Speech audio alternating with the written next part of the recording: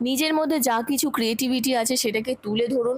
তবেই কিন্তু দেখবেন আপনি এই সিচুয়েশনটাকে হ্যান্ডেল করতে পারছেন। সবসময় নিজেকে আউটসাইডার ভাবার কোনো দরকার নেই। সবসময় নিজেকে আউটসাইডার ভাবার সত্যি কোনো দরকার নেই কিন্তু। আপনি যদি নিজেকে সবসময় আউটসাইডারের মতো মনে করেন, আপনি যদি সবসময় মনে করেন যে না, এই তো এখানে আমাকে একা করে চলে গেছে, আমি একে ভালোবেসেছি, সে আমাকে একা করে চলে গেছে। কিন্তু না, সেটা নয়। আপনাকে এটা বুঝতে হবে যে একা কেউ করে যায় না, এটা সময়ের ফের। আমি সেটাই বলছিলাম প্রথম থেকে। সেই জায়গাটা ইউনিভার্স আপনাকে বলতে চাইছে, ঈশ্বর আপনাকে বলতে চাইছে যে আপনাকে একাকিত্ব বোধে ভুগলে হবে না, আউটসাইডারের মতো থাকলে হবে না।